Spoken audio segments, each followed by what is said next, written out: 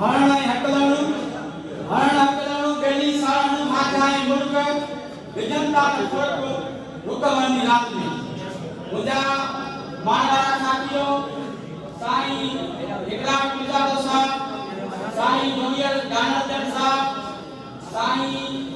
पलकपुर साहब साईं असांजो महबूब दोस्त साथी साईं एजाज मिर्जादो साहब ऐं पिटाक निवेटन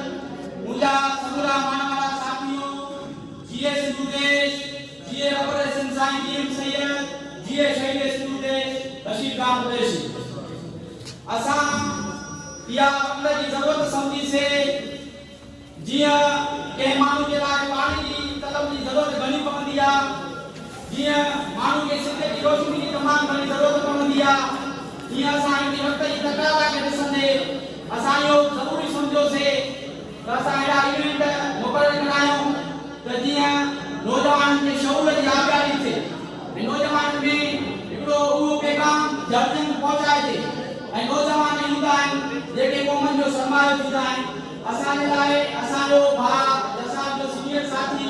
ज़ीशान मुंहिंजो बि पहुतो आहे असीं बि खेॾंदी कया असां बलिदान कयूं था हुन खां अलावा असांजो जीएस संघर्ष जो प्रोग्राम दादा हाकिम माली जे के ऐं दसाब जे सदर भाउ फेज़ मोहम्मद फुलकोटो सुमेत सदस्य दसाब जी समूरी ज़िले पार्टी के भाउ ख़ालिद सिंधी के ऐं भाउ लीमुरानी के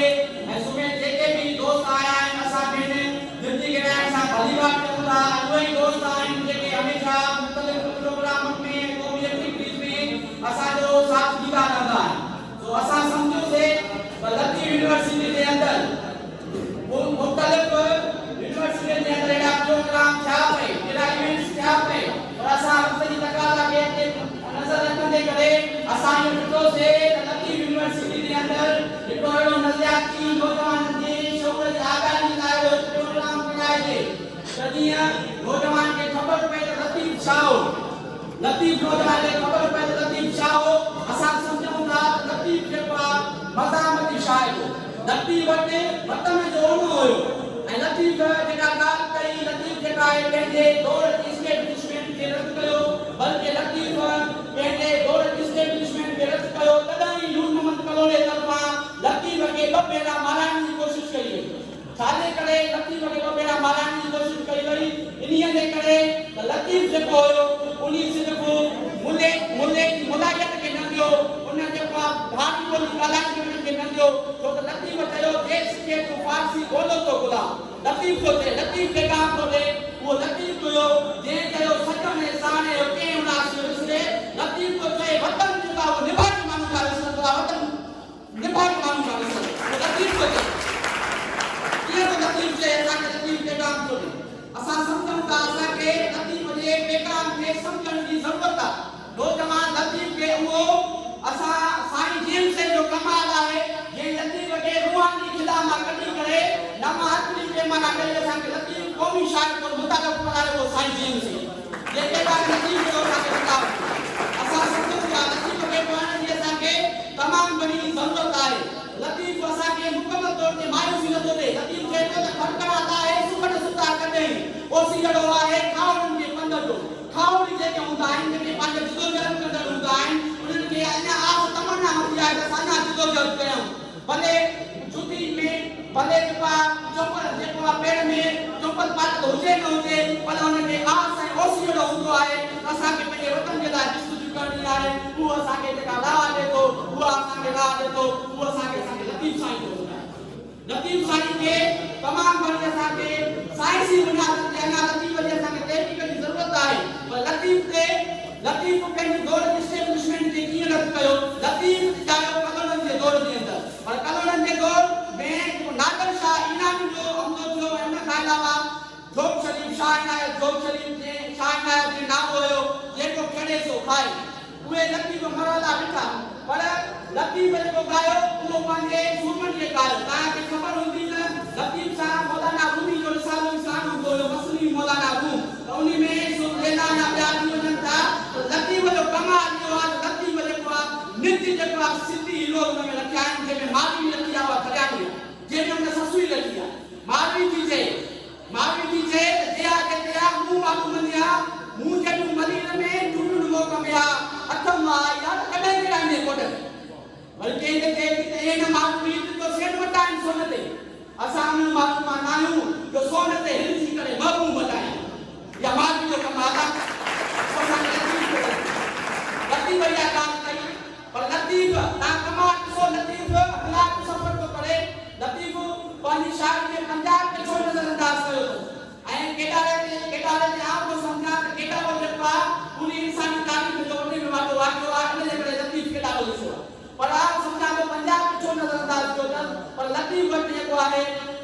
खे जेको आहे वो पंहिंजे वचन सां मोहबत हुई घणेई लतीफ़ जो चए त सुनो जे साणे त विया करो घोड़ियो सो काटे कोणे सुन छायो लतीफ़ जो चए त पंहिंजो वचन सुनो हुजे त भाड़े माण्हू खां पंहिंजो वचन प्यारो हुजे भाड़े वचन खां पंहिंजो वचन प्यारो हुजे ॿियो साथी लतीफ़ जो पैगाम ॾे त वक़्त जे हुकूमतनि सां वक़्त जे जाबरनि सां एस्टेब्लिशमेंट सां कीअं मुआवज़ो कराइजे लतीफ़ पंहिंजे वक़्त जे दरबारी माण्हू दसो लतीफ़ जेको आहे पंहिंजे उहो जेका थियो नादर शाह ईरानी सिंध जे अंदरि आयो त जॾहिं नादर शाह ईरानी जो हुक्मरान जेको खोरू लुटेरो जॾहिं सिंध ते आयो त नूर मोहम्मद कलोड़ो खे लतीफ़ खे मारण जी कोशिशि कई सो थर जे रेगिस्तान में लिखियो हुयो पर उहो लतीफ़ हुयो जंहिं तमूरो खणी करे असांजो पैगाम पहुचायो वतन जो पैगाम पहुचायो उहो लतीफ़ हुयो असां सम्झूं था त लतीफ़ जे पैगाम खे नौजवान के लतीफ़ जे पैगाम खे सम्झण जी जेका तमामु वॾी ज़रूरत आहे ऐं लतीफ़ यूनिवर्सिटी जे अंदरि असांखे अहिड़ी नज़रियाती सियासत जी ज़रूरत आहे त असांखे लतीफ़ खे सम्झणु घुरिजे असांखे साईं जीएम सेठ खे सम्झणु घुरिजे असांखे आशर साहब खे सम्झणु घुरिजे असां सियासत असां नौजवान चवंदा आहिनि त सियासत ख़राब शइ आहे पर सियासत क़ौम जे मसइलनि जो हल सियासत में आहे सियासत ख़राब न आहे पर सियासत कहिड़ी कजे जंहिंमें अवाम जो मक़सदु हुजे इज्तिमाई सियासत कजे इन्फरादी मुफ़ादी सियासत न कजे छो त सियासत करणी आहे पाण खे क़ौम जे मसइलनि जे हल लाइ सियासत करणी आहे ज़िंदगी छा आहे ज़िंदगी सिर्फ़ु इहो न आहे त हिते पढ़णो आहे नौकरी वठणी आहे सिर्फ़ु मरी वञणो आहे कॾहिं ज़िंदगी ते लानत थो पिया ज़िंदगी उहा आहे जेका पंहिंजे माण्हू लाइ असां सम्झंदा पंहिंजे माण्हू लाइ ज़िंदगी असांखे वक़्तु करणी आहे हाणे आख़िर में इहो ई साईं लतीफ़ साईं जो इहो ई आहे शेर चवंदुसि लतीफ़ जो आख़िर में इहो ई शेर चवंदुसि त जो से रुला कनी सदी देर माण्हू वारा फ़क़ीर के दर दीदा लाइ जिए जिए भाऊ दिशा मंगल के असर तो वचन नहीं साईं का पिता तो के चलता है भाऊ दिशा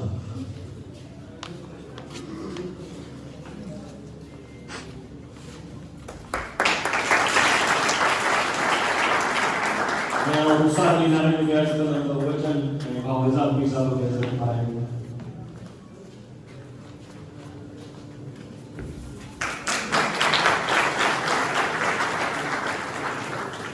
अली उमर के असर तो वचन नहीं फलक उठ के चलता है अली उमर